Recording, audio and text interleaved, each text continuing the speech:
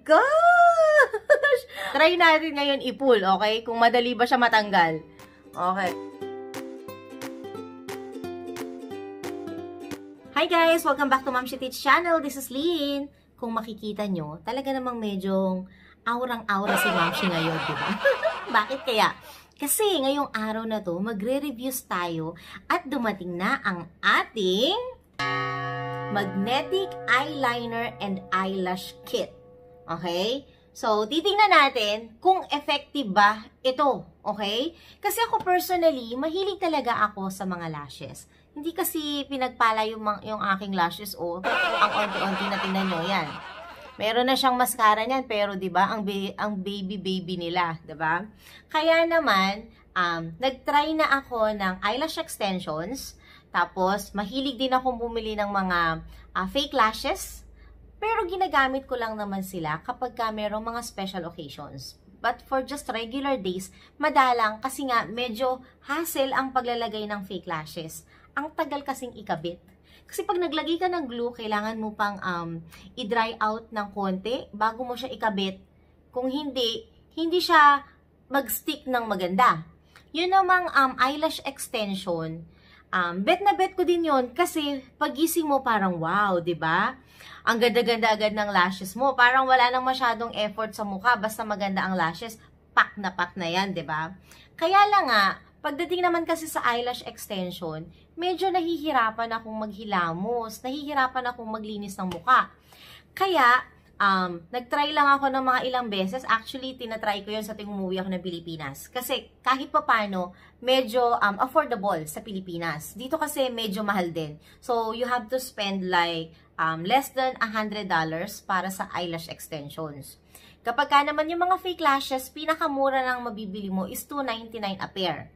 O kaya naman, that's the cheapest.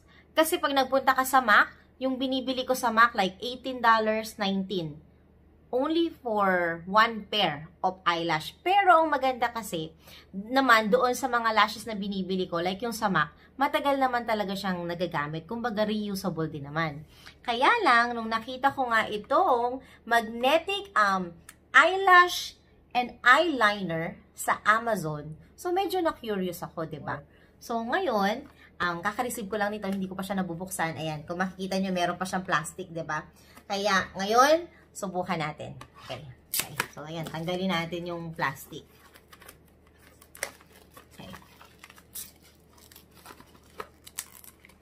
Okay.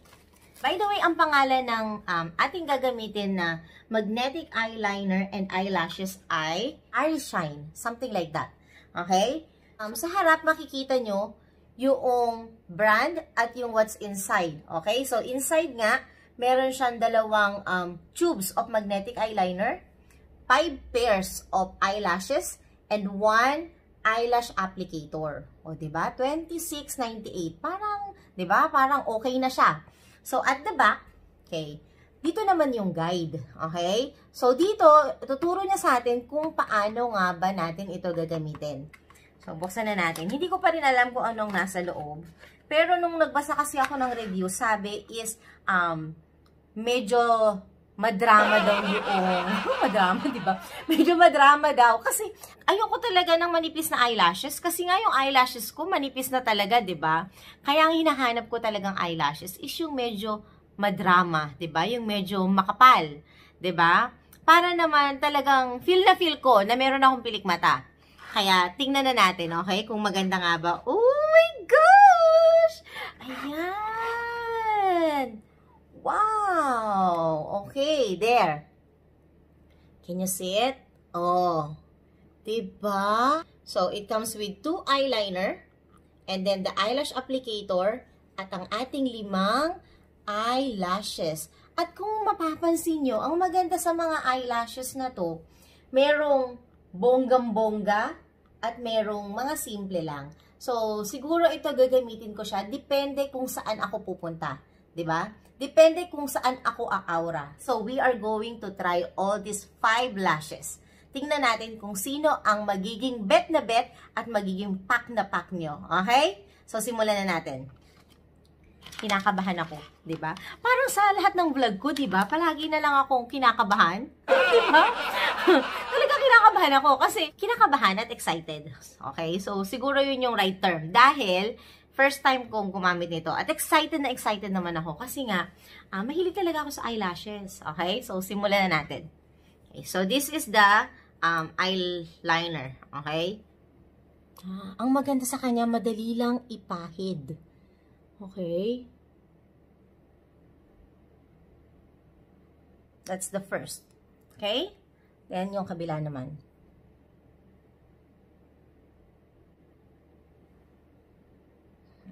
Actually, masarap pag inilalagay kasi medyo malamig. At smooth. At yung ating flick.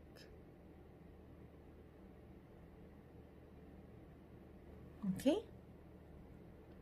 I think that's it. Oh. Ngayon, pagkatapos nating ilagay ang ating eyeliner, ipapop naman na natin yung ating eyelashes. Ang sabi naman, kapag daw mahaba itong ating eyelashes, anytime pwede rin naman natin siyang putulan. So, we're going to start with this, and then we'll try everything, okay? Kung maganda nga ba siya. So, pag tinanggal natin siya, doon sa lalagyan niya, meron talaga siyang magnet. Kaya after natin ito linisin, after natin siya gamitin, kailangan pa rin natin siyang ibalik sa original na lalagyan. Para yung shape niya, makikip natin. Gamitin natin ang ating eyelash applicator. Hindi ko pa na-try gumamit ng eyelash applicator. This is the first time, okay? So, paano ba to? Yan. Okay? And then, ilalagay na natin siya. Huwag na nga tayong maganyan, diba? Parang mas mahirap pa siya maganyan. Teka. Yan. Okay. Ay, dumidikit nga siya, mga ka-momshies. Ayan. Oh my gosh! Try natin. Nakaka-excite. Nakaka-excite at nakakatuwa. Try natin ngayon i-pull, okay? Kung madali ba siya matanggal. Okay. So, yan. Tingnan nyo ha, tingnan nyo. Oh, hindi. Oh, ay, ang ganda. Ang ganda talaga. Okay, kapitan natin yung pangalawa. Diba? Ang ginagamit pa lang natin itong medyo konting drama, diba? Paano pa kaya kapag pang FAMAS award na yung gagamitin natin na eyelashes, 'di ba? Paano pa kaya 'yun? Okay, actually pag idinikit mo kasi tuluyan naman na siyang didikit. Oh, hindi mo na kailangan ng applicator kasi napakadali lang. Oh my gosh. Tiyan. Nakakatuwa naman. Oh, 'yan yung ating pinaka regular. Okay? Yan pa 'yon. Bet na bet ko talaga ang Ari Shine. Okay? So this is the first one. Okay, ngayon tatanggalin natin. Paano naman natin ito tatanggalin, di ba? Parang yun naman na nakakaba. Paano ko naman ito kayong tatanggalin? O sige, tingnan natin. Okay, so first is, kasi hindi siya agad mabilis matanggal. Parang kahit ganyan-ganyanin mo, ayan no, hindi siya agad natatanggal. Tsaka parang mafe-feel mo na parang bang kapit na kapit naman siya dyan. Teka, ano na natin? Paypayan. Oh, hindi po siya natatanggal. So, ibig sabihin, effective. Now, tatanggalin na natin siya. Yan. Oh, pero natanggal ba yung ating... yun lang. Kapag ka tinanggal mo siya, nasasama na din yung ating magnetic eyeliner. So, dahil natanggal na din yun, kailangan ulit natin magabi. Okay, so ito. Okay, so that's the first one. Pero syempre, kapag gagamitin nyo, isa lang naman yung gagamitin yung pair, hindi nyo naman kailangan magdagdag nito.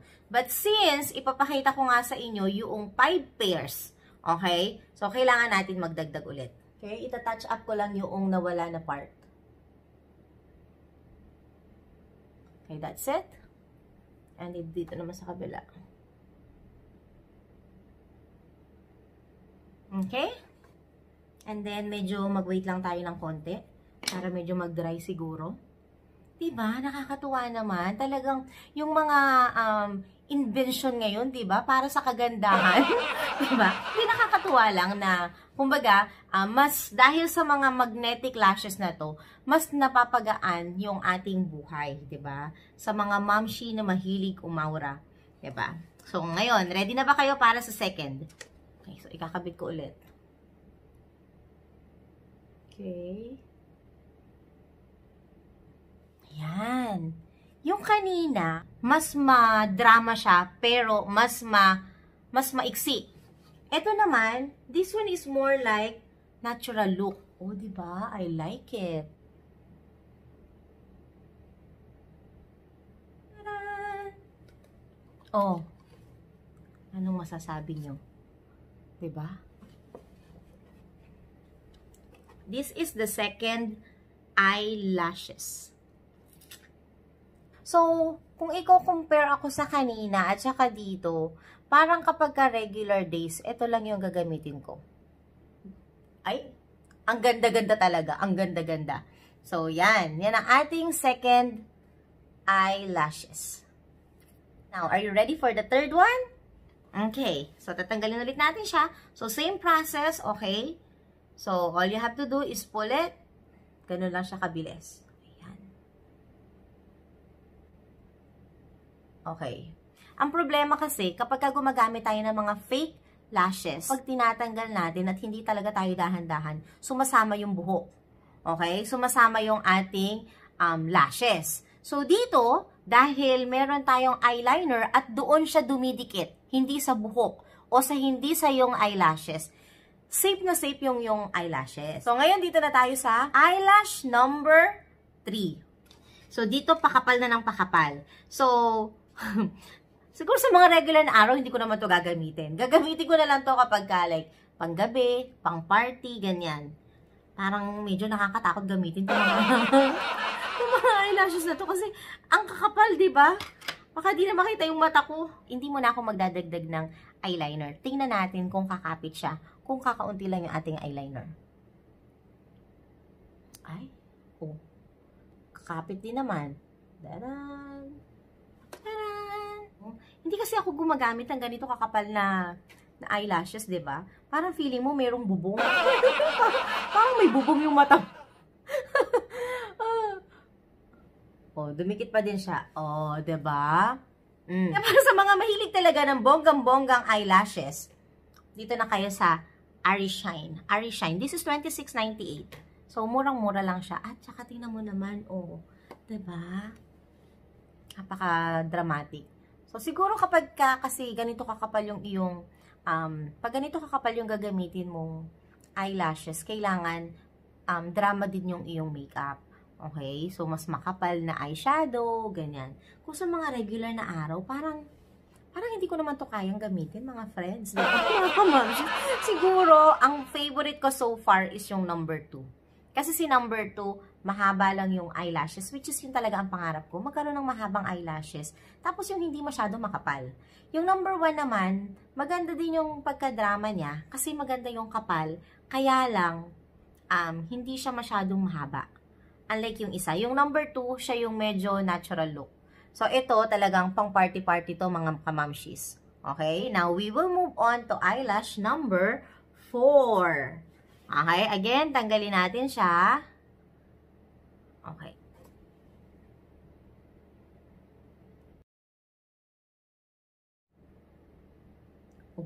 Oh, diba? Kung merong labanan ng eyelashes, manalo na ako.